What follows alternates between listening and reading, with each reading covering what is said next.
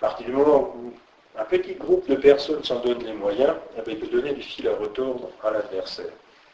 Maintenant, pour nous, pour ce qui nous concerne, comment les choses vont se développer et quel va être le théâtre des opérations.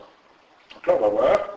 Je vous invite à lire un peu ce qui se passe dans l'Apocalypse pour savoir comment on va se battre, avec qui on va se battre et dans quel contexte on va se battre à l'avenir. Alors, qui c'est qui va déjà se battre? Qui c'est qui aura le courage et qui c'est qui va tenir tête à l'adversaire? Alors, au chapitre 11, on en trouve déjà deux. Les deux témoins. Alors, ça commence comme ça dans le chapitre 11. Je reçus un roseau, une sorte de baguette d'arpenteur, avec 7 ordres. Debout, pour les mesures du temple de Dieu et de l'autel, contre ceux qui s'y prosternent dans l'adoration. Mais laisse de côté le parvis extérieur du temple. Ne le mesure donc pas, car il a été abandonné aux nations païennes. Elles piétinent la ville sainte pendant 42 mois. Elles piétineront la ville pendant 42 mois. Donc là, on dresse un petit peu spirituellement le décor de ce qui nous attend dans le futur. Donc, on nous demande, enfin là, le Seigneur demande à l'apôtre Jean de mesurer le temple de l'Éternel. Ça veut dire quoi, ça, spirituellement? Ça veut dire, maintenant, on va voir ce qui m'appartient et ce qui ne m'appartient pas. On va donc prendre les mesures de ce qui est à moi et de ce qui est à l'adversaire. Et là, on se rend compte que, en prenant la mesure du temple, ce qui intéresse le Seigneur, c'est ça. Compte ceux qui s'y prosternent dans l'adoration. Donc ceux qui sont fidèles au Seigneur, ceux qui se prosternent dans l'adoration, ceux qui appartiennent à Dieu, et ceux qui le démontrent, ceux qui effectivement se sont engagés à ça, c'est-à-dire ceux qui sont allés dans le temple, ceux qui ouvertement devant tout le monde ne fléchissent pas le genou devant l'adversaire, continuent d'adorer le Seigneur, de suivre ses lois, de suivre ses prescriptions, de suivre ses ordonnances, d'être en accord avec sa parole, ceux-là, on les retrouve dans le temple. Pourquoi? Parce que c'est là qu'est la présence de l'Éternel, et ils font exactement ce que le Seigneur leur demande de faire. Ça, c'est cette image. L'image du temple, c'est l'édifice de Christ qui est aussi représenté par tout son corps qui lui appartient, ceux qui ont l'Esprit de Dieu en eux. L'image du temple, c'est l'image du corps de Christ. Et Dieu demande, mesure ça. Mesure ceux qui sont fidèles. Mais, laisse de côté le parvis extérieur du temple, ne le mesure donc pas, car il a été abandonné aux nations païennes. Elles piétineront la ville sainte pendant 42 mois.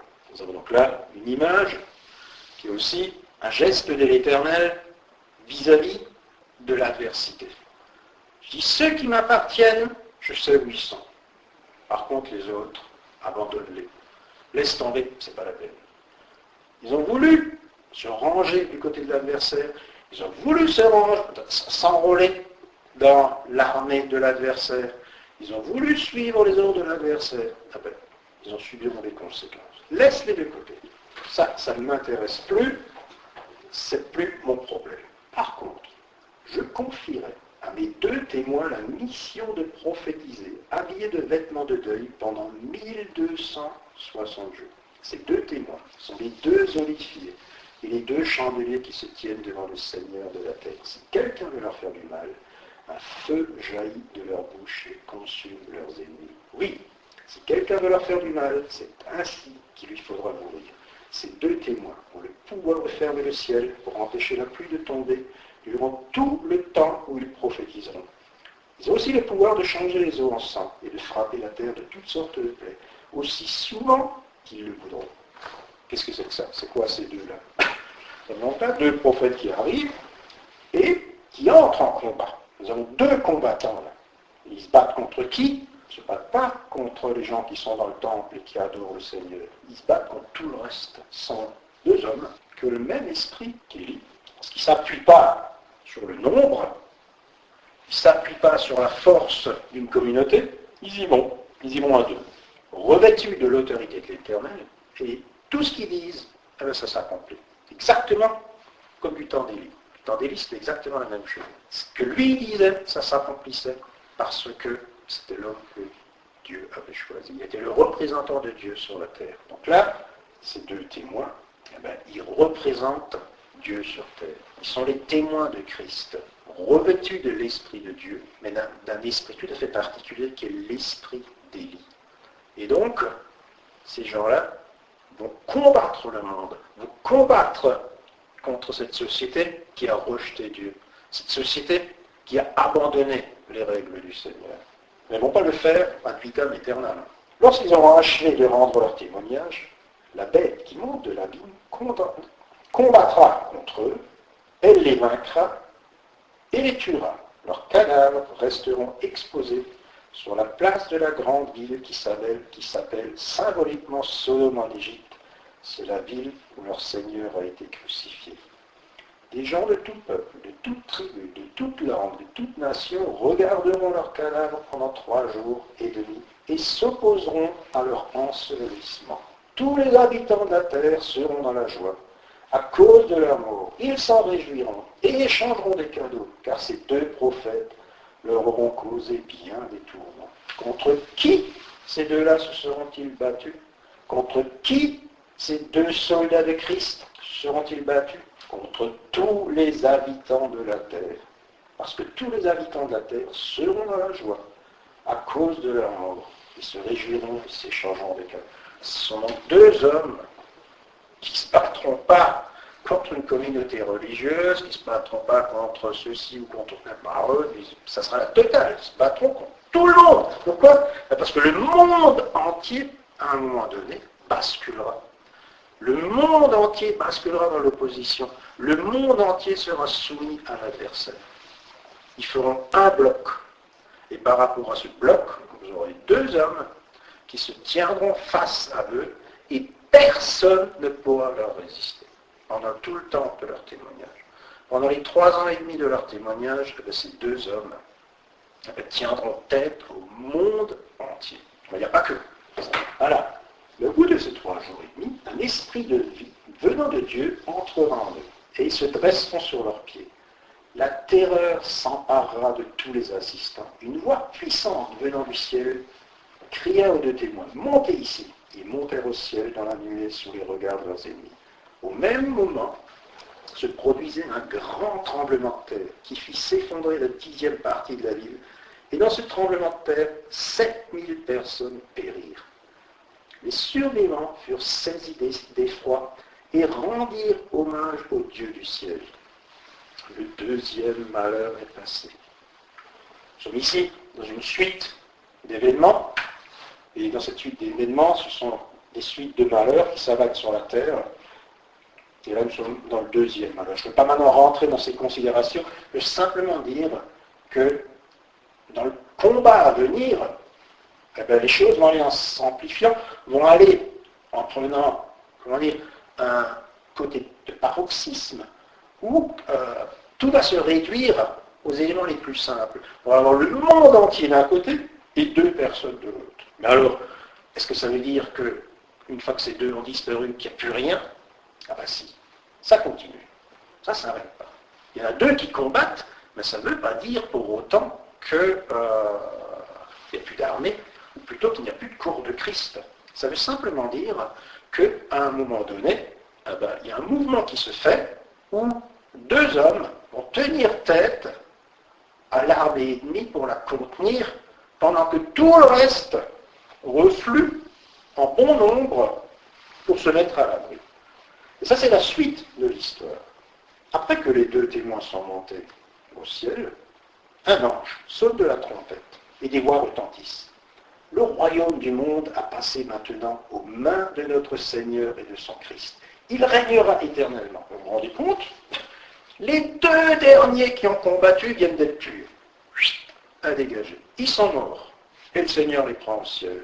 Et ça continue. Alors maintenant qu'il n'y a plus personne pour combattre, maintenant que les 2 derniers ils sont morts, le royaume du monde a passé maintenant aux mains de notre Seigneur et de son Christ. Il régnera éternellement. Ça veut dire, j'ai gagné. Les 2 derniers sont morts, j'ai gagné. C'est pour le moins paradoxal. Et les 24 vieillards, qui siègent devant Dieu sur leur trône, se prosternèrent la face contre terre et adorèrent Dieu en disant, Seigneur Dieu Tout-Puissant, qui est-elle? Nous te disons notre reconnaissance, car tu as mis en œuvre ton immense puissance pour établir ton règne. Les nations s'étaient soulevées dans leur fureur, mais ta colère est arrivée. L'heure est venue où tous les morts seront jugés, où tes serviteurs, les prophètes, tous ceux qui t'appartiennent, tous ceux qui te révèrent, petits et grands, seront récompensés. C'est aussi le moment où ceux qui détruisent la terre seront détruits. Alors là, on a vu ce qui se passe sur terre avec les deux témoins, et on voit la résonance de leurs actes de foi, de leur engagement dans le ciel. Ce qu'ils ont fait sur terre a une répercussion dans le ciel. Ce qui est considéré comme une défaite sur terre est considéré comme une victoire dans le ciel. C'est exactement la même chose qu'avec le sacrifice de Jésus-Christ. Satan l'a amené sur la croix en se disant « Maintenant je m'en suis débarrassé ». Ce faisant, qu'est-ce qui s'est passé?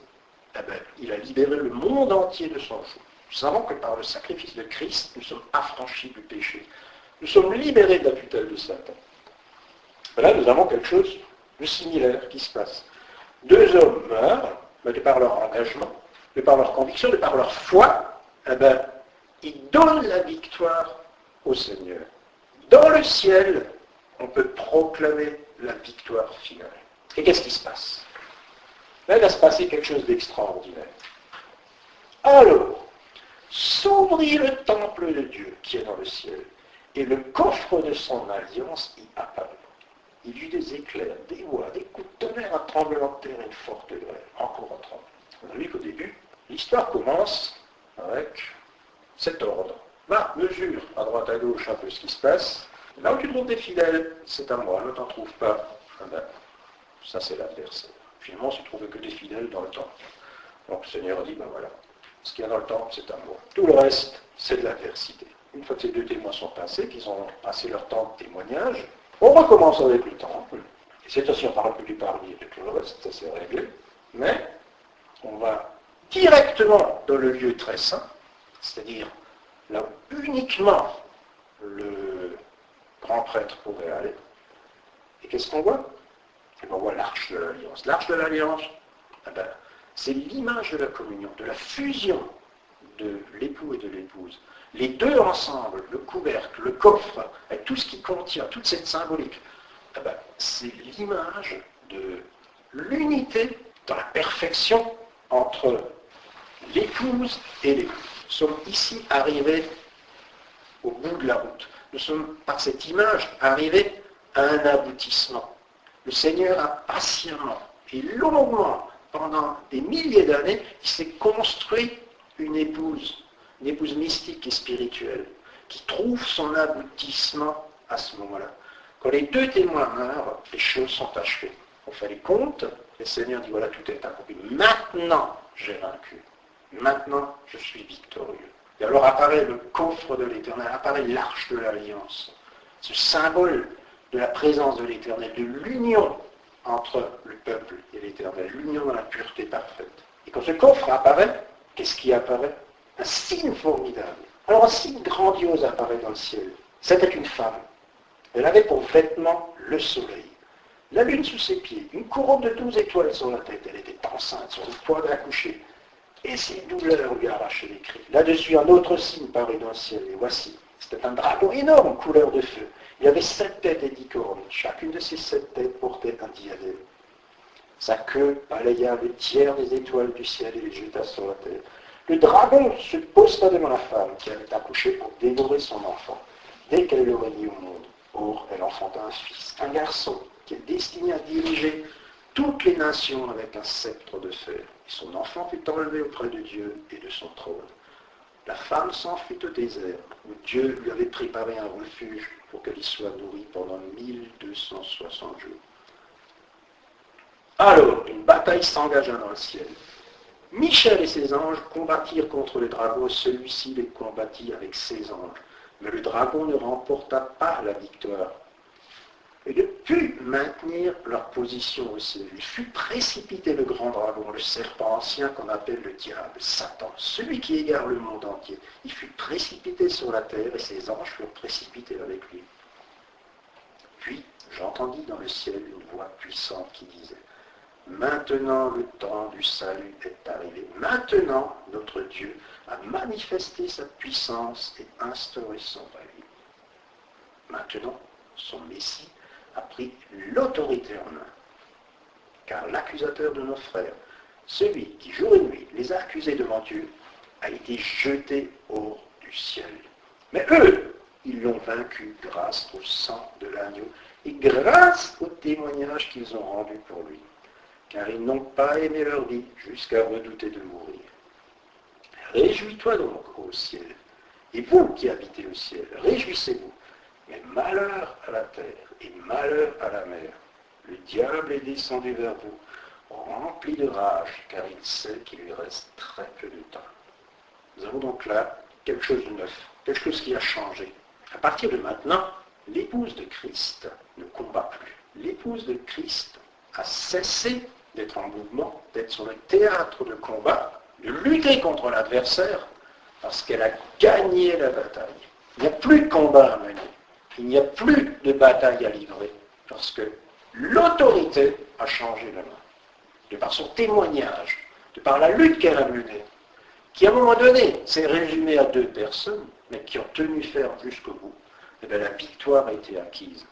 Tous ceux qui étaient rangés en ordre de bataille avec le Seigneur, qui ont soutenu ces 2 hommes jusqu'au bout, eh bien ceux-là, c'est l'épouse véritable de Christ. Ceux qui n'ont pas fléchi le genou, ceux qui ont accepté le combat spirituel avec ces 2-là, eh bien ceux-là, c'est l'épouse de Christ. Une fois que ces 2 sont partis, eh bien, ce n'est pas l'intégralité du corps de Christ qui est parti, mais c'est les derniers combattants de Christ, les 2 derniers soldats qui sont partis. Ce qui reste après, c'est ceux qui sont fidèles dans le temple, c'est ceux qui adorent le Seigneur. Mais leur statut a changé. Ce ne sont plus des soldats combattants. Ils n'ont plus de combat à mener. Mais à partir de maintenant, eh bien, ce sont des rois. À partir de maintenant, leur statut a changé. À partir de maintenant, eh bien, cette épouse est devenue une reine. Elle est couronnée. Elle a l'autorité pour elle. Et ce que le Seigneur lui demande, eh bien, c'est de partir, d'aller se cacher pendant un court laps de temps. Court laps de temps où le Seigneur va combattre maintenant à sa place. À partir de maintenant, c'est plus les hommes qui vont se battre, c'est plus les hommes qui vont être des soldats, mais ça va être le Seigneur et ses anges qui vont combattre contre l'adversaire. La victoire est acquise. Humainement, nous avons fait notre travail, enfin, les saints des derniers temps, qui auront, avec les 2 témoins, combattu jusqu'au bout, eh ben, ceux-là, ils auront définitivement acquis la victoire.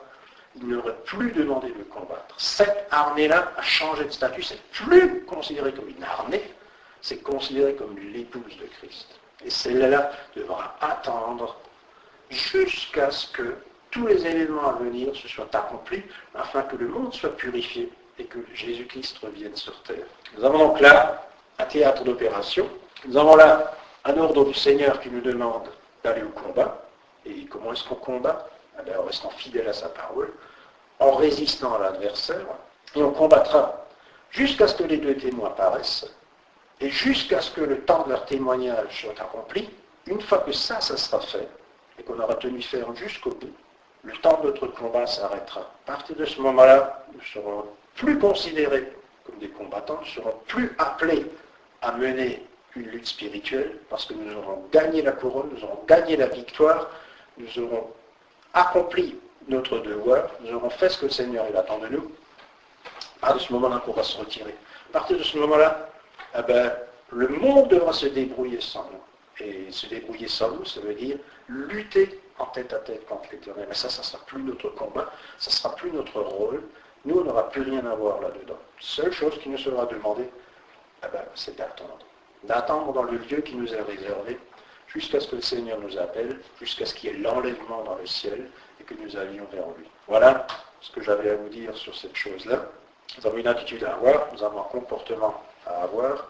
Ce que le Seigneur il attend de nous, c'est que nous soyons des combattants, des gens engagés, des gens qui vont de l'avant, qui vont au contact, qui résistent. Ça peut prendre différentes formes.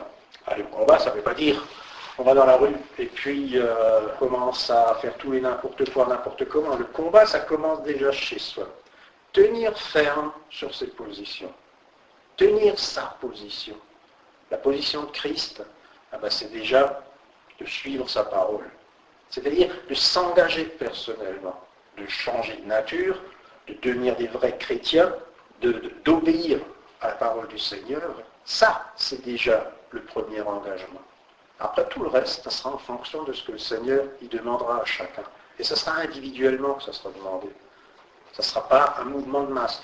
Allez hop, j'en prends 1000 et puis les 1000 vont faire la même chose. Ça ne va pas du tout fonctionner comme ça. Mais chacun dans son coin va s'engager personnellement et obéir aux ordres du Seigneur. Ça veut aussi dire qu'il faut avoir une attitude. Ça veut aussi dire qu'il faut être à l'écoute du Seigneur. Parce que ça ne sera pas des ordres qui vont venir pour toucher une grande foule, mais il faudra donc que chacun, individuellement, puisse interpréter les ordres du Seigneur pour savoir ce qu'il a à faire. C'est donc une prise de position personnelle, un engagement personnel, une attitude personnelle qu'il faut avoir. À partir de maintenant, si on veut rester en vie, à partir de maintenant, si on veut être un soldat du Christ, il faudra s'adapter au temps, il faudra s'adapter aux circonstances nouvelles qui sont les nôtres. Ça sera les éléments nécessaires à notre survie, ça sera le chemin qu'il va falloir emprunter pour traverser les épreuves qui se dressent devant nous. Voilà. Alors, on va nous remettre entre les mains du Seigneur, mon Dieu. Toi, ces paroles, c'est à la fois des paroles d'encouragement, mais c'est aussi des paroles qui nous annoncent que les temps qui vont venir vont être des temps difficiles.